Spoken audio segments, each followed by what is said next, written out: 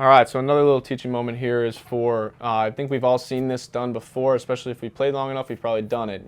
Ground balls hit the shortstop, no one's on base. Us as catchers, we can't just be standing there watching the play happen. We need to hightail it behind first base as fast as we can to make sure that if, in the case of an errant throw, we're there to, to pick it up. This was something I learned when I was in high school. My high school coach, he would be your stereotypical old school coach. But he taught me how to play the game and play the game hard. And then when I got to college, I played for another similar level coach, Hall of Fame caliber coach who, if I didn't run down to first base, I wasn't seeing the field again. And it wasn't a threat. It was because he wanted me to play the game hard and play the game the right way. And I probably ran down behind first base on a ground ball 1,000 times. If I picked a bad throw up 10, that would be a lot. But I'll tell you what, the one time that you will have to do that will be in an absolutely crucial moment. And there's only benefits that come from running down the line to first base on a ground ball. One, because the truth of the matter, in the world that we live in today, with this, there's travel ball everywhere and showcases, we're trying to put our best foot forward all the time. We want to create opportunities for ourselves as players. Maybe I want to make the varsity team, or maybe I want to make the junior varsity team in high school. Maybe I want to make the travel team. Maybe I want to play in college. When we show hustle and we show passion for the game, which is what we are displaying by backing up the base, we're also showing our baseball IQ. We're also showing that as a catcher, we know where we're supposed to be all the time, because on some of the greatest teams you'll see, someone is moving around on everything. On a routine play to shortstop, a right fielder's coming to back up a base, a left fielder's charging on the ball, third baseman's moving over here, second baseman's moving over there.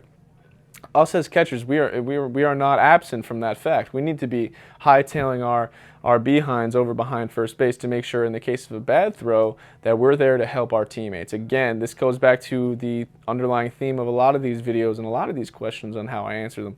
This is a team game. Your teammates are not always going to be perfect. They're not going to always make good throws, just like you're not always going to make good throws, or we're not going to make always good throws.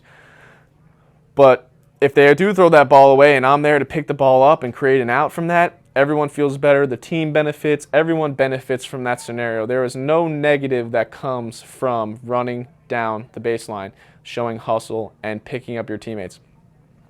Another question that we get a lot is like, what am I thinking when I'm running down the base? What's going through my head? Again, one of the greatest memories I've had of what my college coach told me was, hey, if you just struck out, go run your anger off down behind first base. You'll feel a lot better. He's right. It sounds silly, but he's not wrong. Even such a small little task like just backing up the base, it gives yourself a sense of validation of, okay, I was in the right spot at the right time. I did something good for my team. And that'll help me feel better. It'll help me become a better catcher and a better hitter. Again, I just think it's the matter of the fact of this is a team game and it is your responsibility as a catcher, even though, hey, it might be the 8th inning. It might be the 14th inning.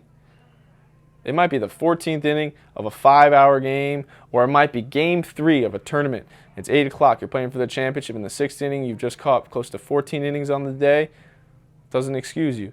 I'm not saying that you need to go 110% sprinting, but you do need to be down there in case the ball is away, because on the one time that you aren't, it will be apparent that you're not. It's funny how baseball works. Baseball is a crazy game, and for the one time that you won't be down there, all eyes will be turned on you, and no one wants that feeling. And that's not a good thing. It's always better to just be there. Like I said, there are no negatives to going down and backing up the throw. So for me, as soon as that ball's hit, I put my head down, I create a little bit of an angle. So if the baseline is here, straight, home plate's here, I want to create a little bit of an angle. I want to run towards the dugout.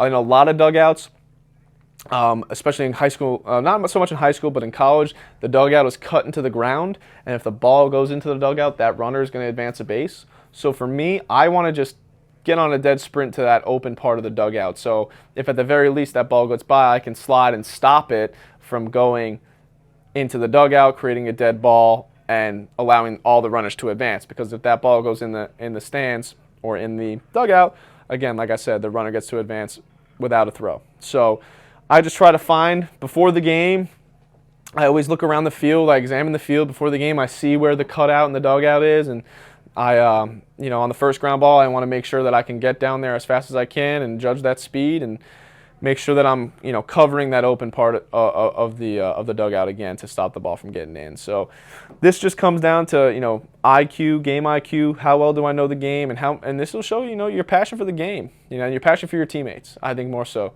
how much of a team player really am I? That if I'm in the 8th inning or the 9th inning of a long game after maybe a couple outs, am I still willing to go down and back up a routine ground ball that I almost know for certain that my shortstop will complete perfectly well? I think that says a lot about you as a player and as a person, and you can only reap the rewards from that. So I think there's nothing but a positive to doing it, and I encourage every coach to make sure that is a major staple of your team and your catchers. That is very apparent and that comes across very clear.